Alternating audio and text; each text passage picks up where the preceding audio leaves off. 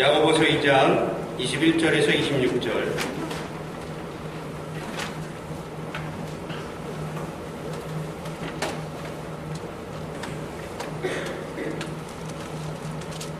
야고보서 2장 21절에서 26절까지의 말씀 우리 같이 한 절씩 교독하여 읽도록 하겠습니다. 우리 조상 아브라함이 그 아들 이삭을 제단에 바칠 때 행함으로 의롭다 하심을 받은 것이 아니냐.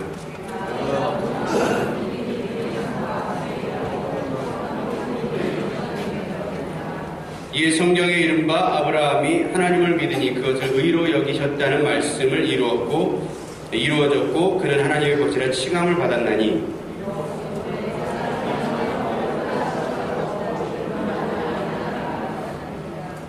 또 이와 같이 기생라합이 사자들을 접대하여 다른 길로 나아가게 할 때 행함으로 의롭다 하심을 받은 것이 아니냐.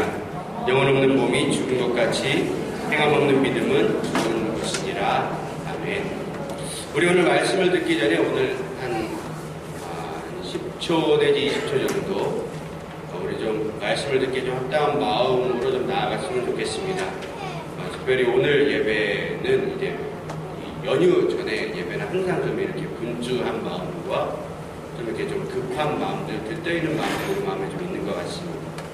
우리 이 시간 한번 기도하시고 잠깐 묵상하면서 기도하실 때요. 하나님 이 시간 우리의 마음을 고요하게 해주시고 이 마음과 하나님의 말씀을 갖게 해주시고 말씀대로 살게 해달라고 우리 잠깐만 오늘 한 20초 정도 묵상하면서 기도하겠습니다. 하나님 주님 아버지 우리가 주님합니다. 우리 마음을 좀 고요하게 하시고 주님 앞에 집중하게 하시고 말씀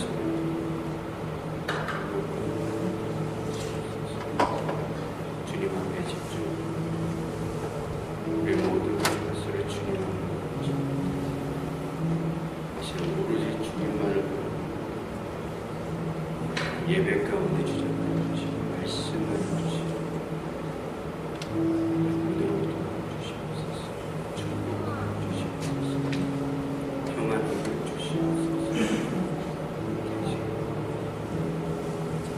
예수님의 이름으로 감사하고 기도합나이다. 아멘.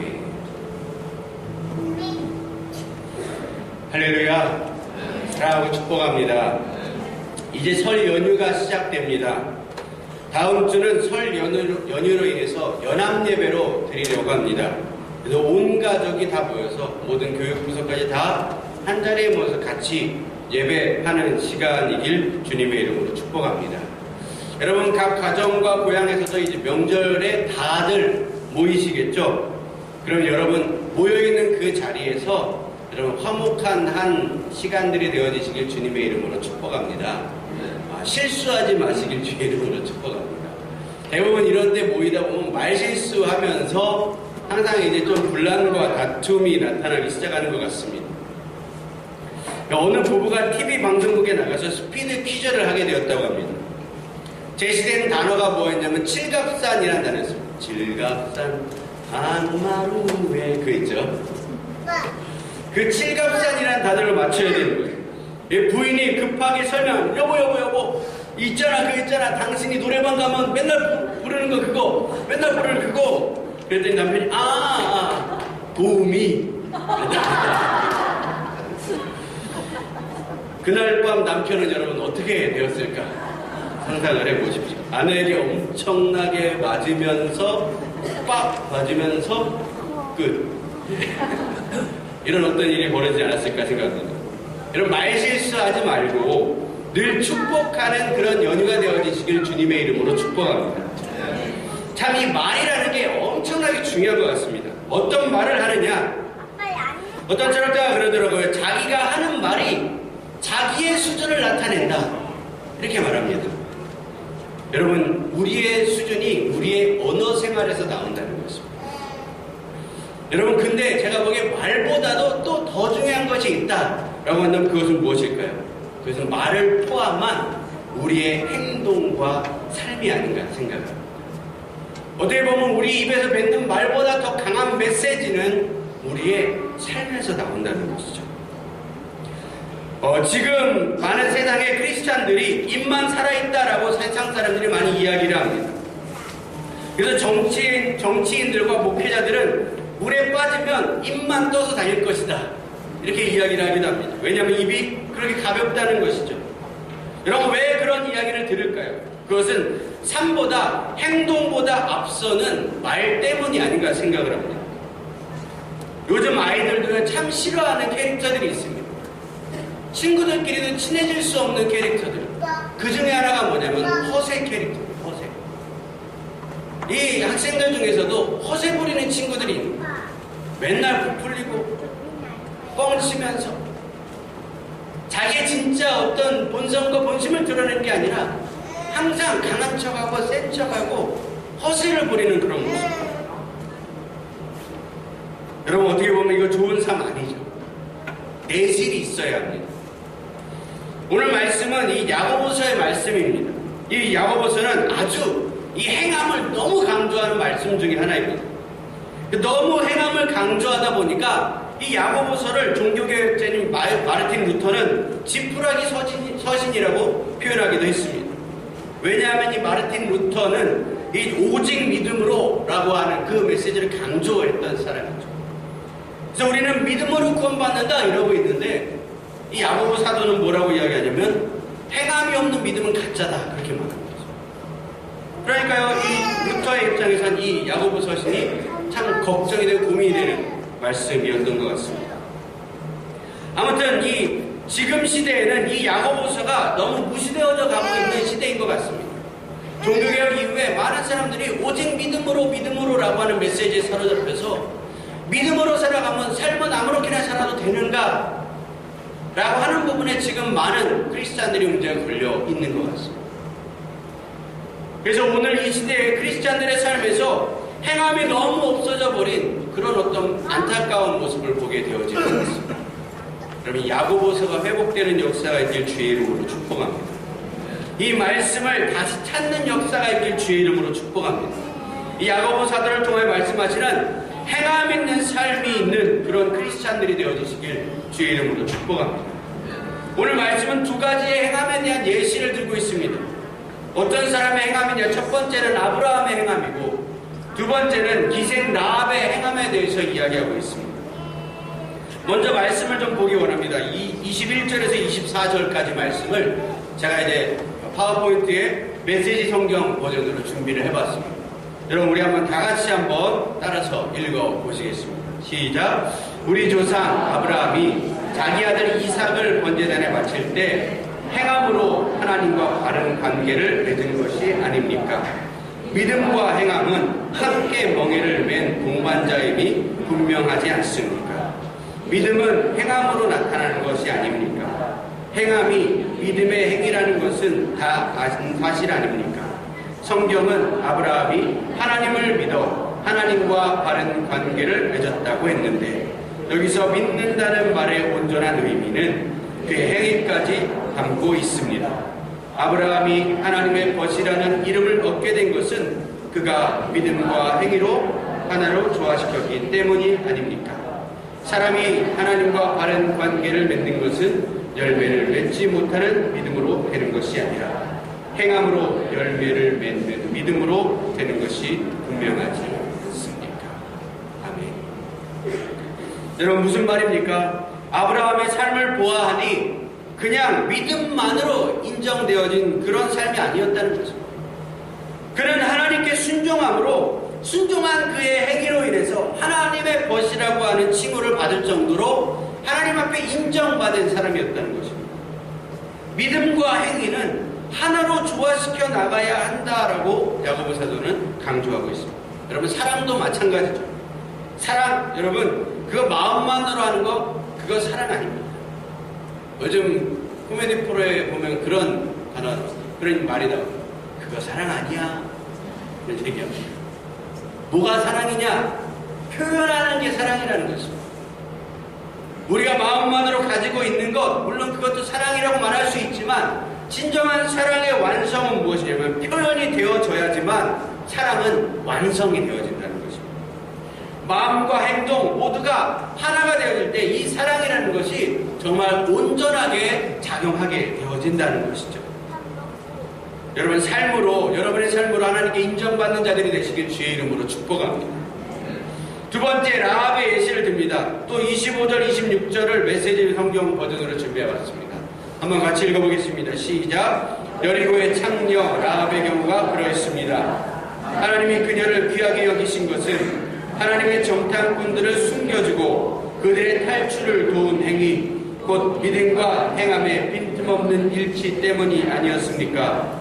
여러분이 육체와 영을 분리시키는 바로 그 순간에 여러분은 싸늘한 시체가 되고 맙니다. 믿음과 행함을 분리시켜 보십시오. 여러분이 얻을 것은 시체뿐입니다. 아멘. 라합의 예시를 들면서 이스라엘 백성들이 전쟁에 승리하도록 도운 그 행위가 바로 라합 자신을 구원했다라고 오늘 말씀을 이야기하고 있습니다. 여러분, 만약 라합이요 정탐꾼들을 말로만 숨겨주고 행동으로 옮기지 않았더라면 그녀는 이스라엘 백성들이 여리고를 점령했을 때 동일하게 여리고 백성들과 함께 죽었을 것입니다. 하지만 그녀가 살아남은 이유는 무엇이냐면 그녀는 진짜 하나님의 백성들을 돕는 것을 삶으로 실천했고 옮겼기 때문에 그녀가 이 생명을 얻었다라는 것입니다. 야고보 사도는 믿음과 행함을 영과 육으로 나타냅니다. 그래서 믿음은 영적인 반응이고 행함이라고 하는 것은 내 육체적인 반응이라고 이야기하고 있는 것입니다. 그래서 우리는 육혼 영으로 이루어져 있기 때문에 여러분, 이게 같이 가야지, 어떻게 보면 같이 움직이지 않으면 우리는 죽게 되어진 거랑 마찬가지인 것이죠. 여러분, 우리가 죽으면 어떻습니까? 아무리 우리 영이 육신을 보고 움직이라고 이야기해도 우리의 육신은 움직여지지 않는다는 것입니다. 이것과 마찬가지인 것이죠. 행함이 없는 믿음이라는 것은 영은 아무리 이 믿음을 이야기하면서 말하고 있어도 육체가 움직이지 않으면 이것은 죽은 믿음이라는 것입니다. 할렐루야. 여러분, 이것을 믿으십니까? 생각과 우리의 어떤 영적인 메시지와 삶이 따라가는 것, 이게 바로 죽은 신앙이라고 말씀은 이야기하고 있다는 것입니다. 여러분, 어떻게 보면 주님 재림하실 때 육체의 부활이 나타나는 그때에야 우리 육체는 회복되어서 다시 영의 움직일 수 있을지 모르겠습니다. 이처럼 행함과 믿음은 하나라고 이야기하고 있습니다. 여러분, 행함이 없는 믿음은 죽은 것이고 믿음 없는 행함은 무가치한 일이라 생각이 듭니다. 이 둘은 꼭 같이 가야 합니다. 말씀을 가르쳐 지키는 삶을 목표로 우리가 2014년을 보내고 있습니다. 무엇보다도 중요한 것은 말씀이 내 안에 살아 숨쉬는 그런 크리스찬이 되어지는 것입니다. 그래서 항상 말씀을 가르쳐 지키는 가운데 내 안에 하나님의 말씀이 살아 움직이도록 내 삶을 변화시켜 나가야 한다는 것입니다. 우리가 아는 믿음과 나의 삶이 하나가 되도록 말입니다. 2012년 세상을 떠난 베스트셀러 작가가 있었어요. 그 사람 이름이 바로 스티븐 코비라고 하는 사람이죠. 성공하는 사람들의 7가지 습관이라는 아주 베스트셀러 책으로 유명한 사람입니다. 아주 유명한 자기개발서를 내셨던 분이죠. 아무튼 그 책에서 제가 감명받은 부분 중에 하나가 그 책에서 이런 말을 하더라고요. 생각을 심으면 행동을 거두고 행동을 심으면 습관을 거둔다. 습관을 심으면 인격을 거두고 인격을 심으면 운명을 거둔다는 것입니다. 여러분, 생각은 행동을 낳고 행동은 습관을 낳고 습관은 내 인격을 만들고 우리의 인격이 우리의 운명을 만들어가고 있다는 것입니다. 우리 한번 따라해볼까요? 생각을 심으면 행동을 거두고 행동을 심으면 습관을 거둔다. 습관을 심으면 인격을 거두고 인격을 심으면 운명을 거둔다. 여러분, 어떻습니까? 우리의 행복한 삶, 우리가 정말 행복한 삶을 살고 싶다면 여러분, 좋은 인격을 가져야 할 것입니다. 좋은 인격은 어떻게 형성되느냐? 좋은 습관을 가져야 좋은 인격이 형성된다는 것입니다. 좋은 습관은 어떻게 만들어집니까? 그러기 위해서는 좋은 행동을 취해야 합니다. 좋은 행동을 취하기 위해서는 어떻게 합니까? 좋은 생각을 해야 하는 것입니다. 반면 불행한 삶을 사는 이유는 무엇입니까? 부족한 인격을 가지고 있고 좋지 않은 습관과 좋지 않은 행동, 근본적으로 좋지 않은 생각을 하게 되니까 우리는 나쁜 열매를 거둘 수밖에 없는 것이죠. 성경도 말합니다. 사람이 무엇이든지 심은 그대로를 거두게 될 것이다. 할렐루야. 그럼 여러분, 좋은 열매, 행복한 삶을 살기 위해 그럼 우리는 어떠한 움직임을 취해야 할까요? 여러분, 생각이 변해야 할 줄 믿습니다. 할렐루야. 생각이 변화되시길 주의 이름으로 축복합니다. 그럼 어떻게 하면 생각이 변화될까요? 긍정의 힘을 믿으면서 나아가야 할까요? 여러분, 우리는 크리스찬이니까 좀 참 진리 대신 하나님의 말씀을 중심으로 한번 접근해 봤으면 좋겠습니다. 우리는 어떻게 좋은 생각을 가질 수 있을까요? 어떻게 해야 할까요? 아까 말했듯이 우리는 생각이 변화되어야 하는데 어떠한 생각으로 전환되고 변화되어야 할까요? 그것은 바로 하나님의 말씀의 기준으로 생각으로 변화되어야 할 줄 믿습니다. 말씀대로 우리 생각이 변화되어져 가야 합니다.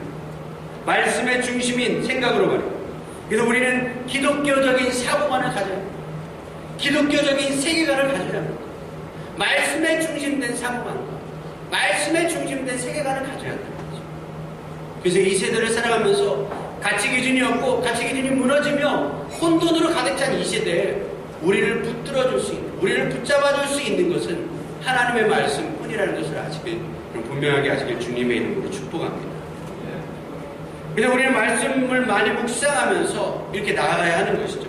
그렇지 않으면 우리는 자꾸 말씀에서 멀어지고, 그렇다 보면 우리의 생각은 말씀 중심의 생각이 아니라 내 마음대로의 생각을 하고 내 마음대로의 삶을 살면서 살아가게 되어지는 것입니다.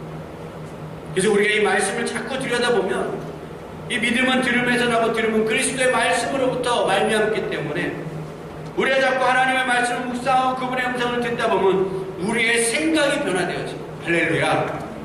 내가 알고 있는 세계관이 달라지게 되어집니다. 믿으십니까? 내 사고의 패러다임이 전환되어지는 겁니다. 여러분, 이 패러다임의 전환이라는 것은 너무나 중요한 부분인 것 같습니다. 내 생각과 가치, 사고 방식의 변화를 이야기하는 것이죠. 이전에는 어려운 일 당하면 불평하고 원망이 바로바로 튀어나왔는데 말씀을 보다 보니 어려운 일들을 당할 때 이제는 고난을 통해서 겸손을 배우고 다른 사람들을 이해할 수 있는 마음을 가지게 되어진다는 것입니다. 여러분, 이것이 생각의 전환, 패러다임의 변화, 사고방식의 변화를 이야기하는 것이죠. 다윗과 및 시편의 저자들이 고백하는 내용을 보면 고난에 대해서 이렇게 이야기하고 있습니다. 시편 119편 67절에 고난당하기 전에는 내가 그릇 행하였더니 이제는 주의 말씀을 지키나이다. 고난을 당하기 전에는 하나님의 말씀과는 정반대로 행하였는데 고난당하고 나니까 주의 말씀을 내 삶에서 지켜가고 있다는 거예요. 또 뭐라고 합니까? 시편 119편 71절에는 고난당하는 것이 내게 유익이라. 이로 말미암아 내가 주의 율례들을 배우게 되었다. 여러분, 때로는 고난도 우리 삶에 유익이 있더라고요. 할렐루야. 때로는이라고 표현하고 싶지 않습니다.